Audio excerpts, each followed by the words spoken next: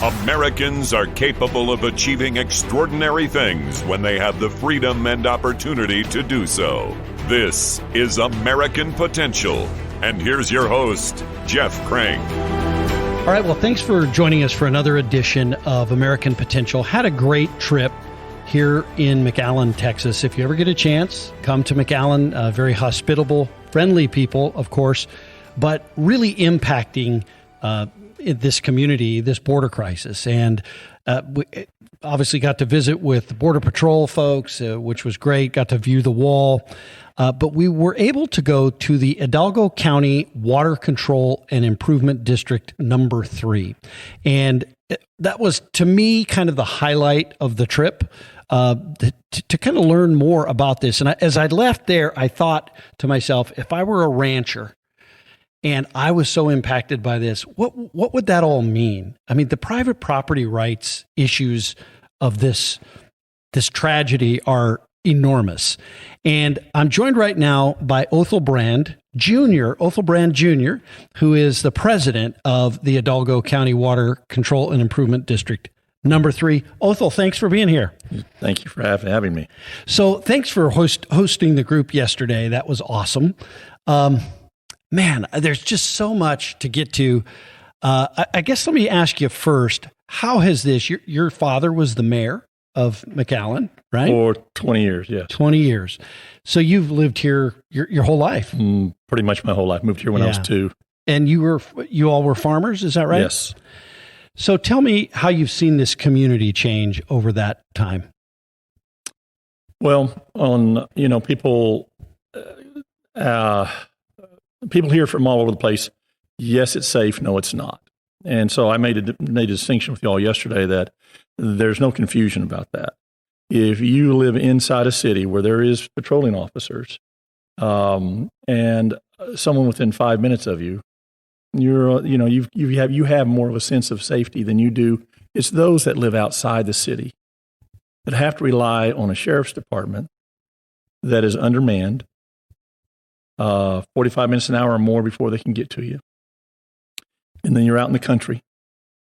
And that is where the biggest danger has been to those ranchers, farmers that live. My growing up, you were safe pretty much anywhere. I mean, you had crime, but not to the level we see now. And we used to play on the river. We used to swim in the river. We used to camp out on the river. People had cabins. People had trailers. People swung off swings, some in the water, skied, boated. All that's gone. It's gone. Can't do any of that now. Mm-hmm. Yeah. Those things are gone. So it's some of the numbers that I shared with you all yesterday about, the number of illegals that are coming. I don't call them immigrants. They're illegals. I'm sorry. They're illegals. They've broken our law. We try to fix it when they get here and make them legal. Mm-hmm. Right. Is what we do. Right. Is what our government's doing. But it's the numbers that are impacting us. Half of the illegals coming across in the United States are coming across in the valley. Told Border Patrol the other day, 128,000 a month for the last 28 months. Wow. And half of those are coming here. That's 60,000. That's 2,000 a day. And so, the changes now versus then, you're much more on your guard, much more. Right. I mean, that just makes sense. Yeah. A lot of my friends that lived out in the country they've had to move into the city and buy a home because they can no longer live on their ranch or can live out on their farm.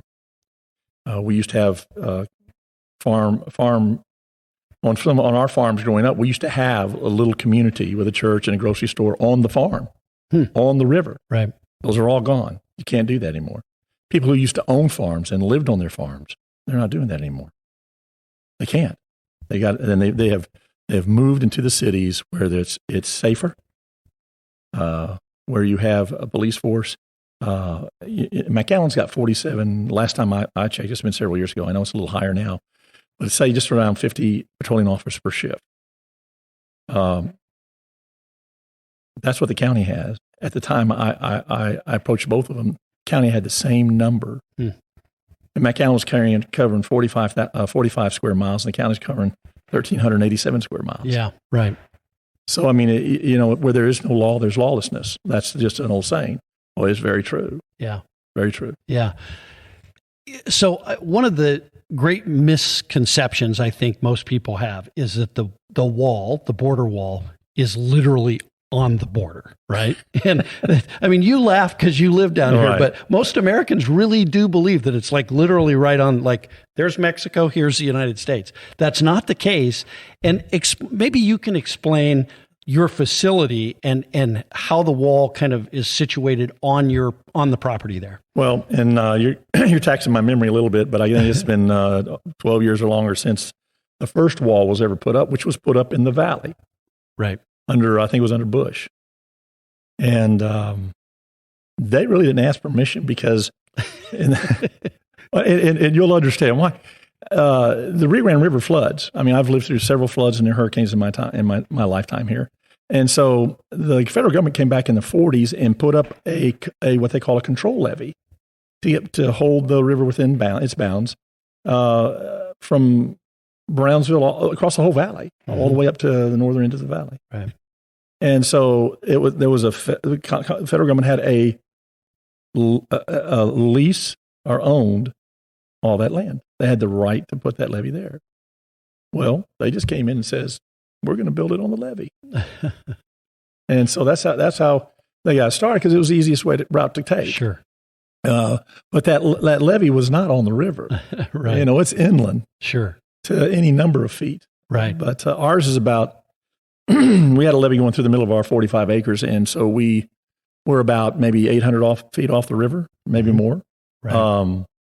And so when they came to us and at the Water District says we want to put a wall up, well, of course, that's the first time any of us had ever considered that in our lives. And that's never been a consideration. And so there was some reservation, some hesitation. But I will tell you, they enticed us, because what the government did, which I thought was real, it served a great purpose as well. As they says, look, not only are we going to build the wall, but we're going to take it and we're going to raise it 4 to 6 feet for additional protection for the flood. Uh-huh. Well, man, that was it. We were done. It says, go for it. Sure. For us, that was a bigger concern for us at the time than immigration was, although immigration was becoming a bigger issue. We just like to say we live in a gated community now. Yes, you do. We live in a gated community. Right. And so that's how, now they're into having to get into private land, right, and through eminent domain, which has been more challenging for them. So your facility, for the listeners, is at least partially, like the buildings and a lot of the facility is below the wall. Below the wall. Between the river and the wall. Some people call it the DMZ zone, some call it the no man's land. It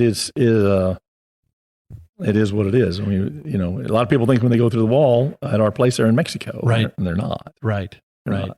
So what struck me there yesterday was, one, the infrastructure that this entity that your water district has put into place, right? Because you're great help, I think, to the Border Patrol. I'm sure they love you because you're helping them do their job. You put in a boat ramp, you put in a place for a helicopter to land if they needed it, all at your expense. All at the water district's expense. Right. And so when we were there yesterday, I think there were 3 trailers, Border Patrol trailers there. You let them launch from that boat ramp. But I was also struck by some of the other things that you've had to do, and I guess I'll let you kind of describe those, the grate that you had to put in. So maybe start with that, and let's talk about some other things. Well, we had a lot of what we call splashdowns. They don't have many of those anymore, but several years ago, they had what we call splashdowns. And where it was a cartel who was it's always drugs. It was never people. They'd load up a car on the U.S. side with drugs, go on to get on the road and get detected by law enforcement, and turn around and come back to the river, and they would come over our levee and 70, 80 miles an hour, and they would literally drive off the embankment as fast as they could to hit the middle of the water. And when they hit that water, a whole army of people would come out and swim to it, pull the drugs out and the people, and go back to Mexico. Wow. And then we call the splashdowns. So we had many of those. The last time EPA requires Border Patrol to clean those cars out of the river so often. The last time they came to our place, they pulled 5 cars out in front of our property in the water. And so what we decided, it wasn't safe. It wasn't safe for my men. And so we bought some old used Jersey barriers, like in the middle of the expressway. Sure. And we put them along the embankment to stop that traffic from coming through, which it did. It stopped that traffic. And we put up lights thinking that if you split up, crime doesn't occur. Well, it just helped them better to see at night when they were traveling. Okay. But we put up towers, we put up cameras, gave Border Patrol access to those cameras. They since have put in some of their own. We put in a water trough for their horses. At nighttime when we leave our warehouse or leave our shop in our area, we always leave the air compressor and the water on and leave it hoses outside for them to use for their cars or four-wheelers or horses, whatever. We've tried, when we started having all this traffic, what was threatening to my people, that having been shot at twice, realized later wasn't hurt them, it was just to scare them off. Mm-hmm. But nevertheless, it jeopardizes the safety of the workplace. And so we were trying to figure out ways to partner with Border Patrol, because when we checked into security guards, well, you're $25, $35 or more an hour. And it was an astronomical amount of money if you're going to have somebody there 24/7. And so we said, well, we need to partner with Border Patrol and see if we can do something that mutually benefits both of us. And so what we've tried to do is make it as user-friendly as we can. If they just show up for 15 or 20 minutes at a time, it shuts traffic down for an hour or so. Mm-hmm. So if they can come and just visit our place a couple of times, well, great. Do we help them? Well, they don't have to go back to their station to do things? Absolutely. Yeah. We put in locker rooms and showers for them in our existing office down there, and gave them the combination that says, whenever you need it, use it. Yeah. Everything we could think of. Right. So I'm fascinated by the fact that people would do this. So as I understand it, these are drugs that were brought over, police detected them or Border Patrol protected them. They started to run, and they knew that there's that place where they can haul launch off. And this is, how high is this levee so that people understand what you're talking about? It sounds like they're just kind of driving into the river. No, they're not. No, we're on the outside curve of the river, which is usually a cliff. Mm-hmm. And so we're about 20 to 25 feet off the water. And they would literally just launch the car as fast as they could, and get out in the middle of the river, which is Mexico. Well, you get on the other side, yeah, the right? boundary line's in the middle, right? So they could get over there. And then people from Mexico are waiting for them, scurrying out and grabbing the drugs. Yeah, they would call them on their mobile phones to tell them, hey, we've been detected. We're going to go down at Water District Number 3's property, get a bunch of guys out there, and here we go. That's just incredible. And then the car would just float down or sink or whatever. Yeah, that's just amazing. I can't believe that this is the country that we live in. Okay, and then you had a great put on to stop bodies from going into your pumps. Since I've been there, we've had almost a dozen bodies. In fact, that's what led us to building the boat ramp, because we realized when there were bodies found in the river, Border Patrol had to literally pull them up the embankment. I said, well, don't you have a boat to put in? And they said, we don't have any place to launch.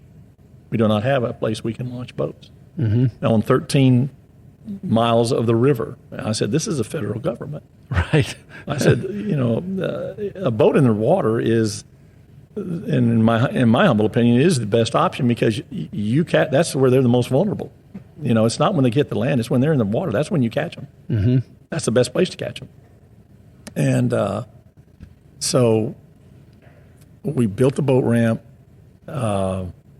They started pulling, just in the nature of where we are, there's bodies that show up in the river. But we had one get into our channel and undetected and cause us a bunch of grief with our pumps. So we ended up having to put a grill or a screen or whatever you want to call it in the channel coming off the river going to our pump station in order to keep that from happening. That's amazing. And you said yesterday that none of those people drown? None of them. They were killed, shot? They were stabbed, shot, or beheaded. Wow. So that's the violence that is happening right now, right? And absolutely. And you hope that all. It's maybe a bad thing to say, but you're hoping that all that occurred on the other side, and then just it wasn't on our, and it wasn't here in the United States. Sure. Yeah. But it's still in your neighborhood. Sure. It's still in your neighborhood. Yeah. The cartels either own the property or have access to the property on the other side. They don't need access to the cartel. I mean, they don't need the ownership of anything. They literally will. They have a pretty much free carte blanche on the Mexican side. There's trails we literally were looking at trails on the other side coming down to the water. How many people a day? It's a daily occurrence that people? Yes.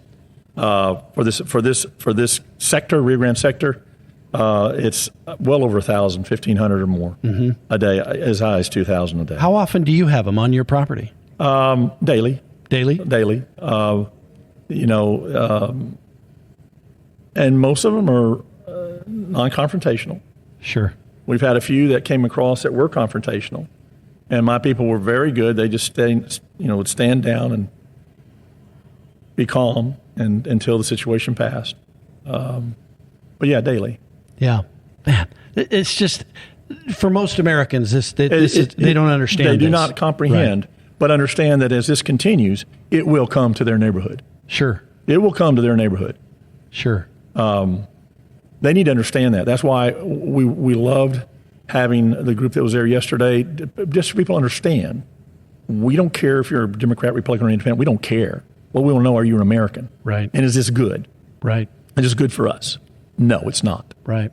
And that's some of the emphasis of it. Yeah. You also talked about how your staff are armed now, for the most part. We've had them threatened. Like I say, they've been shot at over the years. And so I've told them, I say, guys, I'm your employer. I can make sure the forklift's certified and is safe and working and no one get hurt. And I make sure that all those things that OSHA would require, labor laws would require, we've done. But this one, I can't do anything with this one. Mm-hmm. So I said, if you feel like you're being personally threatened, physically threatened, you carry a gun. Right. You carry a gun. Now, after I told them that, a couple of days later, I started rethinking that, and I called them back and I said, guys, since we are a government agency, we probably ought to be certified. So at the time, we had a concealed handgun carry in Texas. And so got them all certified. Had a family living down there. Had the wife and all the kids certified as well.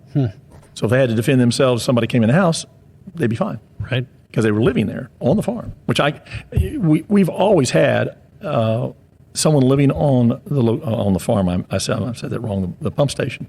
We've always had somebody that pump station's 100 years old. It has always had someone living there or groups of people living there up until the last 15 years. I can't find anybody to live down there anymore because I even offered Border Patrol they have a bulletin board where they just post stuff. Right. And I said, in their station, I said, just put up there. There's free room, no rent, and see if one of your new officers would like to come stay. No takers. No takers. From Border Patrol. Yeah. Yeah. So you're not going to get just the average citizen to show up. Yeah. So I'm not going to get the average citizen. Right. That would be kind of a setup on my part. And even if I told them it wasn't safe, and they said anyway, I said nah. But no, I couldn't even get a Border Patrol agent to take up the offer. Yeah. That's just amazing. How about the environment? We didn't really talk about this yesterday, but the environmental aspect of this must be huge too. I saw across the way just kind of trash. I saw a little bit over on your side. I mean, is that part of this too? No, well, it's minimal. There's a lot of rafts. Right. You see a lot of those, and we collect them. Usually they've been Border Patrol catches them. They just destroy them, so they can't be reused. We've gotten free aluminum boats out of it. Down just deserted on our embankments. Right. But environmentally, other than the cars being in the river and the rafts, it's the first time anybody had asked me that. I don't know that I could really say from an environmental standpoint what the impact would be other than that. As I look at this, it's a really complex problem because, you do have to have, we were at Catholic Charities yesterday, and any parent looks at those kids and, it's just, they're kids, and it's hard to see that and not have concern for them. But the way I look at it as our government is creating this problem. Absolutely. Right? And Absolutely. So, I was really struck by the fact that the government created the problem, but it's Catholic Charities, a private entity, right, a 501c3, that's actually dealing with the impacts of it, because the government's nowhere to be found when it comes to that. Your thoughts? And all the Catholic Charities can do is give them an overnight spot and telephones to call to whoever it is they're going to be with in the side, and help them to the bus station where it is, or airport or whatever. All they really can do is facilitate their continued journey. Mm-hmm. And feed them, if they feed them one meal maybe that evening, or a couple, 2 or 3 meals while they're there for a couple of days. And the city of McAllen turns their head to it because they don't meet city ordinances, mm-hmm. but they understand the problem as well. Right. And so they're willing to bend that, and I understand that. But really all they do is they facilitate the continued journey, mm-hmm. and give them an overnight or an intermediate stop once they come across and have nowhere to go. Right. How do we solve? What is the solution to this problem? Come on, Othal, you got it figured out. I know you have it more figured out than the current administration does. That's for sure. I do. I can tell you that. I do. That wouldn't be hard to do for anybody, though. No, right now. It wouldn't. Well, I remember, and toward the end of Obama's administration, right toward the end, I read an article where he had suggested, or his administration had suggested, that we set up safe havens in all these countries, where they can go to a safe haven in their country and work through the embassy, American embassy in that country. I can tell you that I thought that was a great start. That was better than where we were. Sure. And it would certainly cost us less as taxpayers to try to facilitate that, mm-hmm. than what we're doing right now. Right. But I will tell you from that, when I was growing up, we used to go on mission trips all the time to Central America, Mexico. And the really, if you want to help these people, which, by the way, we are not the saviors of the world. I can introduce you to them, but that we're not. We are not a bottomless pit. If we continue going the path, we'll find that out. Mm-hmm. But we used to go and help them where they were. And I will tell you what, my family worked in Central America, Mexico for over half a century. And the impact that we could have on daily lives of people living in those countries for the amount of what it cost us was huge. Things that you and I would take for granted. Mm-hmm. That we could send clothes, and we could during hurricanes or floods, and we would send stuff down. Priceless to them, priceless. Helping them where they are. And I think to me, that's what what was the program that Kennedy started? The Peace Corps? Peace Corps. Yeah. That's exactly. That concept is well thought. Yeah. I mean, and going where they are, and because we are not, I tell people, I said, if someone came to my home and said, Mr. Brand, we have this child and he has no home, could you provide him a place to stay for a time being? Yes. Come on in. 2 weeks later, they come back and says, hey, we got 3 more kids. Could you take care of them too? Deep breath. Say, okay. Come back 4 weeks later and say, I got 7 more. No. Right. Americans are the most compassionate people I know of on the face of the earth. But there is a limit to our compassion. I had a bunch of people coming down, and I was showing them all the things that I showed you all yesterday, and carrying guns. And one of these people says, well, you don't sound very compassionate to me, Mr. Brand. I says, are you even a Christian? I said, yes, I'm a Christian. I said, but I want to tell you something. I said, Americans and Christians are the most compassionate people I know. But I want to tell you something else. I have a responsibility to these employees. I have a responsibility to the city of McAllen and to the water district. And that is to protect the facility and protect my men. And I want to tell you, there is no compassion in doing that. Right. You get me past the safety, I'll show you much more compassion. Right. But when you threaten what I am and what we're doing, I have no compassion. Yeah. And I'll tell you what else isn't compassion. It's not compassion for a government to send the signal to the rest of the world that you can make a 1,000-mile journey that might take you 4, 5, 6 months to make through some of the most dangerous territory, young kids, women. There's no compassion at all in that. And they are coming because our government is sending that signal. And putting them in danger. More danger than where they are. Yes. Especially when you have the cartel is the guy that opens the door for them. Right. Yeah, right. The doorman. There is no getting into this country unless you go through the cartel. They lock it up all the way across the state of Texas. If you want in, you're going to pay. And by the way, if they like your daughter, maybe there's something they might do there. Or if they like all the money you're carrying, well, there might be something they take that. I mean, You're really putting yourself at a much more risk, in my opinion, than what some of the risk may be from you're claiming to be trying to run away from. Right.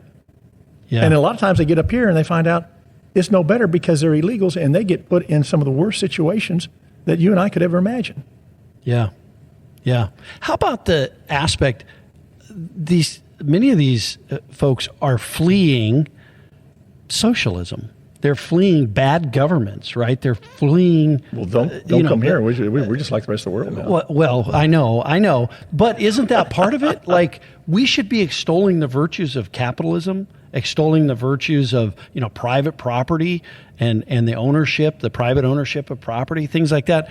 And it seems that is also driving this. If we were exporting capitalism, right, and we were extolling that and trying to help other countries become that. We did that under Right. Reagan. Reagan was real big on that. Right. Because when communism was a threat in Central America and Mexico, Right. He put in what's called the CBI program, Caribbean Basin Initiative. Yes. And that's been several years ago. In fact, my knowledge is still in effect. But he did. He says we need to take capitalism to those countries and help develop an industry and create jobs. We had a freeze here in, I think it was 1987. And we had like 5,000 acres of citrus here and wiped it all out. My father called us all together and says, you know what, guys, we're done in the valley. We're going somewhere where it don't freeze. And we picked Honduras to go to beat the weather. And it was amazing what the federal government will do. He says, look, we have arrangements for those countries. You'll pay in order to incentivize us to go. They said there's no duties coming in or going out of the country, either country, Honduras or the United States, either one. No taxes for the first 10 years. That was huge. Yeah. So we went down to Honduras and we cleared jungle and we planted 5,000 acres of citrus. And I will tell you, the people there, where there were no jobs, and we created jobs for hundreds of people. It was amazing. I tell people, I says, I love my home because people love me here. They do. It's why I'm still here. You can tell that, yeah. But I want to tell you, those people down there, they loved us too. They loved us just for what we did for them in their lives. Capitalism. Now, did they give us? Did they render a service to us? Absolutely. But we created a job that didn't exist there at all. You improved their lives. Absolutely. And we took the risk to do it. Yeah. Ask Dole or Chiquita about going out and developing in other parts of the world and what happens when they go in and confiscate the whole thing or take it over or whatever. There's always risk in those that want to develop. Yeah. And especially when it's from a free enterprise sector. Yeah. Right. So these people come up here looking for that. And I know that. And they say, well, we've got a lot of jobs that nobody wants. Well, that's true. No one's teaching anyone to be a tractor driver. They don't teach that in school. Sure. No one's teaching anybody to work in a processing plant. There's no educational system or institution teaching people to work in a packing shed or to work as a farm worker. There's not. So there is a certain amount of need for that. It's not at 2,000 a day. It's not over 1.5 million people a year. No. Right. No, it's not. How has, I mean, you've been here a long time. How have the policies that different administrations have, how has that affected the flow? I mean, obviously you probably see this as new administrations and new policies come in, the flow of illegals will be higher or lower. Oh, it dropped when it really got rolling with Obama. It came to a trickle when Trump was in office.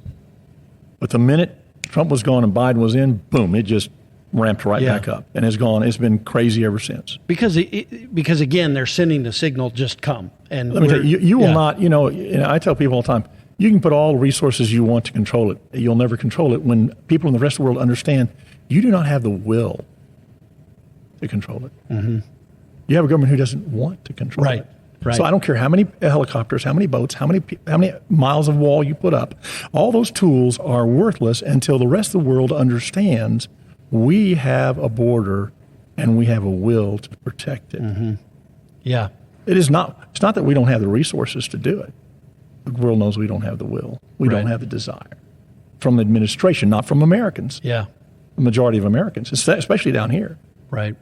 Border Patrol yesterday said they need infrastructure, personnel, and technology. Those are kind of the three pillars. And I thought, and they can't say this, I understand, but the political will, you got to have that too. You don't have that, I don't care what your resources are. Yeah, right. I mean, I will tell you, this is an interesting story. We had one group come down, they want to go on a boat tour. Well, I found a group of some people that were willing to take them out on a boat on the river, which was not safe. Sure. And told them, he says, guys, now you're going at your own risk. I said, that's fine. Well, they ran into a group of 200 people crossing in multiple rafts. There was just lines of people on both sides. And while they were on the boat observing it, of course, the people saw them and said, hey, pick us up. No. A boat pulled up. It was cartel. 5 men on a boat, pulled right up beside the boat that we had lined up and said, hey, we know you have a number for Border Patrol. Call them and tell them these people are very tired. They don't want to have to go up to the levee to get on the bus to bring the buses down here. Wow. And drove off. It's amazing. They're playing us. The cartels are playing. They're unimpeded. Yeah. And they know that we won't do anything. Right. Now, we will when it comes to drugs, but we can't do anything when this sector, 75% of the people in this sector are taking care of humanitarian help and not enforcing or protecting the border. Right. You got all sorts of holes in the wall. It's like Swiss cheese. Well, and you talked about this yesterday, but it seems like the cartels really are manipulating our policies. They know us. They're playing the game better than we are because the Border Patrol's hands are tied by policies, and there are no rules in the cartel. They just do what they want, right? No ethics, no moral. There's nothing that tells them you have to do it this way. You know what their will is? What's that? Money. Yeah. And their will for money is much greater than ours to protect. Yeah. Yeah, it's incredible. One other quick thing I wanted to talk to you about. You said yesterday you talked about the influx in the last year or so of Chinese nationals coming across. Your thoughts on that? Went to the detention center probably 4 or 5 weeks ago. And one of the things that was brought up and we saw it because we were in the detention center where they bring all the illegals that are processed in this sector, or for most of the sector. 70% of them were Chinese. Now, what was interesting about it is it wasn't like all the other groups that come. All the other groups that come, they come single men, single women, mothers with children, mother and father with family and children. All the Chinese, the interesting observation was they were all single men and single women. No kids, no married couples. And all of them, I would say, in a range of late 20s to mid 30s. Now, if that doesn't get your attention, I don't know what will. Right. Does Does it cause the imagination to flow? Absolutely, it does. Mm-hmm. Where does it go? Don't know. Yeah. Don't know. Yeah. But it is an observation that ought to be well taken. Well, and you would hope that a government whose main charge of the federal government is to defend the nation would look at that and say, no, we know that's not so. Yeah. They're not out to defend us. We know that. Yeah. People in the Valley know it. We see it every day. And I love groups that come down because, and particularly from other different states that they came from. These are all Midwestern, Northwestern states. Yeah. And they don't have that impact. I says, but you got to understand that this continues. It will come to you. Right. It will come to you. Right. And anyone says there's not more crime where there's illegals, don't ever believe that. That's like them telling us the border's safe. Right. Yeah. Absolutely not a word of truth to that. Yeah. When people come across and they have no job, what do? Well, they either find friends or family, legal or illegal, to go stay with, or they do that, and then on top of that, they'll go and of course, now I understand we have some federal programs for them, but they used to just get on them fraudulently, and that's one option. Well, the third one is crime. I don't care what kind it is. But they've got to generate something if they can't work. Mm-hmm. Now, I understand they're changing that as well to allow them to work. Well, that's just one. I find that real amazing. But and we have people working in the Valley that have been waiting for years to legally enter the United States, and they're still waiting. Mm-hmm. Right. And those are the people we want, the people that respect the system enough to say, I can't go because I don't have a permission slip yet to go. Right. They're not the lawbreakers. Well, and I'll tell you, in tongue in cheek, a lot of us have said, well, what you need to do is swim across the river, swim back, and go get in a Border Patrol pickup, and you'll be legal in 72 hours. Right. That's a broken system. That is a very broken system. Yeah. Very broken system. Last point. How does this impact the local governments here? Right. I mean, they're having to provide a lot of services that you wouldn't have if you didn't have this surge that's going on. Well, they're looking at the federal government. I mean, I know our city has stepped up as much as anybody in the Valley and done a lot of things. But then they're turned right around, went to the government and says, look, this is your problem, and we're handling it. Mm-hmm. You need to help us. Yeah. And they have. Yeah. They have. They've come through and helped the city several times. And Catholic Charities is now being helped, in case you're not aware of that. Mm-hmm. They've got federal funding now as well. Which probably isn't good. It's not the way that it was intended. No. Right. No. Like I say, from a...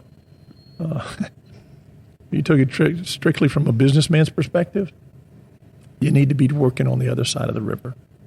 Yeah. And have a bigger impact in their lives than you're going to have here. Yeah. Because they're going to struggle here. In the Valley, last U.S. Census said 80% of the people in the homes in the Valley speak Spanish, primary language. Well, we know, and federal studies have said that anyone that comes to the United States, if you don't learn English, you'll be on the lower socioeconomic level of this country as long as you don't speak English. Right. And that impedes these people immensely. Yeah. Now in South Texas it doesn't because we speak Spanish everywhere. Right. Anywhere else in the rest of the country, it's going to be a challenge, and it's not fair. It's not right. It's not fair to these people. Right. Well, Othal, thanks for all you do. Thanks for opening your facility. I think it's really neat that you do that. It lets people see what you're experiencing, and it's really kind of a window. I wish every American could see what I saw, and hopefully we put through this podcast and through some of the other media coverage that we had, people will see that and see and tell your story, because it's really a tragic one. From a property rights standpoint, there's so many tragedies here. And again, all created by bad government policies. That's all. Yeah. We inflicted on ourselves. Yeah. Absolutely. Yeah. Okay. Well, thank you. Well, thank you for all that you do. And thanks for listening to the podcast. Appreciate you doing it. This was this has been an amazing trip. And it was great to have like over 60 people come down on this trip. and view this. If you ever get the chance, please do as well. Please come down and see this for yourself. It's amazing, and it's a real tragedy because government is the real root of the problem here. Bad government policies. So thanks for joining us on American Potential. Thank you for listening to American Potential. You may listen to more stories from Americans working every day to expand freedom and opportunity in their communities by visiting AmericanPotential.com.